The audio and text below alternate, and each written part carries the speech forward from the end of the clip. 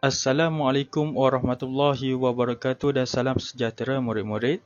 Hari ini kita sambung pembelajaran kita dalam mata pelajaran Bahasa Melayu.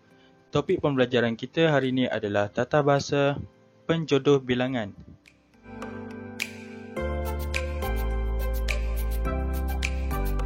Baik, seperti biasa sebelum kita mula, mari kita berkenalan dulu dengan penjodoh bilangan. Penjodoh bilangan ialah perkataan yang digunakan bersama kata bilangan untuk membilang sesuatu benda, haiwan, tempat dan lain-lain. Okey, murid-murid boleh buka buku teks Bahasa Melayu, jilid 1 muka surat 17. Tajuknya ialah Tahniah Kak Mastura.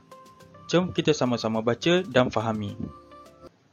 Makcik hadiahkan kamu senaskah novel. Bolehlah kamu baca dalam kapal terbang nanti.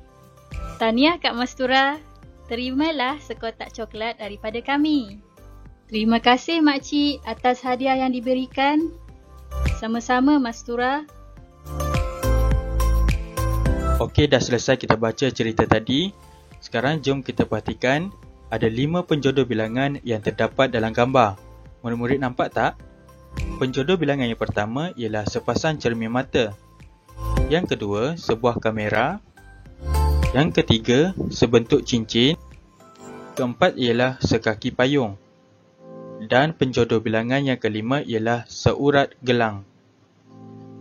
Jadi, dalam cerita dan gambar ni, kita boleh perhatikan dan sebut 5 benda dalam bentuk penjodoh bilangan.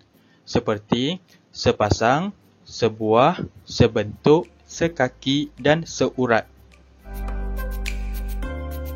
Baik murid-murid, sekarang cikgu tunjuk contoh penjodoh bilangan yang kita akan belajar pada kali ini, iaitu biji, buah, orang, ekor, batang dan helai. Okey, penjodoh bilangan yang pertama ialah biji. Biji digunakan untuk membilang buah-buahan dan benda kecil yang bulat. Contohnya, sebiji tembikai. Kalau ada 2 tembikai, 2 biji tembikai. Nombor 2, 2 biji bola. Nombor 3, 3 biji limau.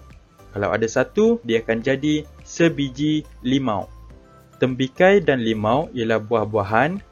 Bola ialah benda yang bulat. Jadi kita akan guna biji untuk penjodoh bilangannya. Seterusnya, penjodoh bilangan buah.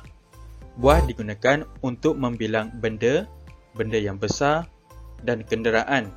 Contohnya, sebuah rumah atau sebuah kereta atau 6 buah buku. Cuba kita tengok. Rumah ialah benda yang besar, kereta pula ialah kenderaan, buku ialah benda.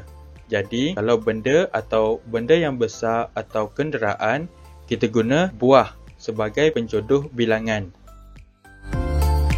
Okey, seterusnya penjodoh bilangan untuk orang digunakan untuk membilang orang dan pekerjaan. Contohnya, seorang guru. Sebab ada seorang sahaja guru. Se untuk 1.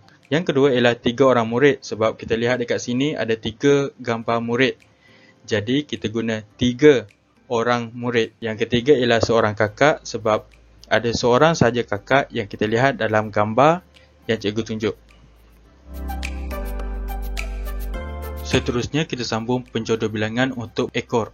Ekor digunakan untuk membilang haiwan. Contohnya, seekor ayam, 2 ekor gajah, 3 ekor burung. Senang je sebab semua haiwan kita akan guna ekor.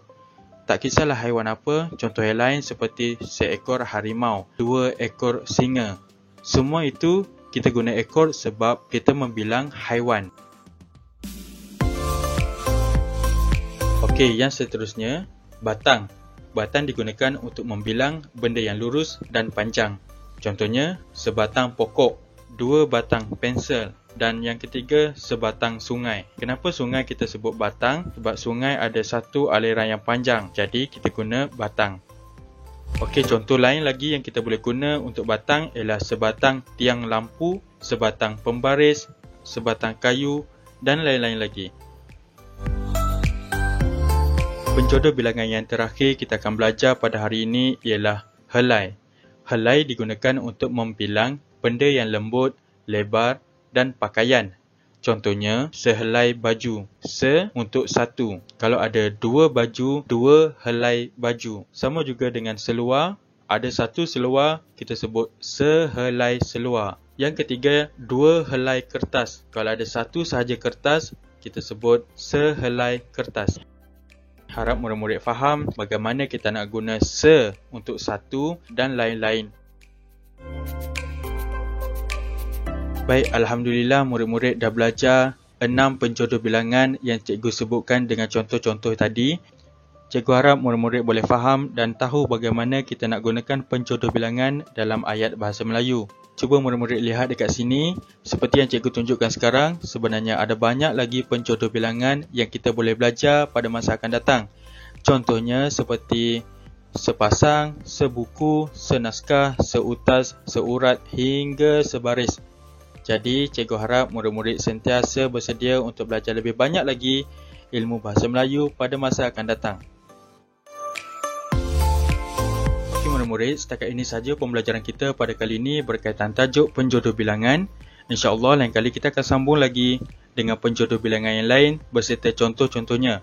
Semoga bermanfaat dan boleh membantu murid-murid menjawab latihan yang cikgu beri dengan lebih jelas. Jangan lupa subscribe channel ini. InsyaAllah kita akan sambung lagi lain kali. Assalamualaikum warahmatullahi wabarakatuh.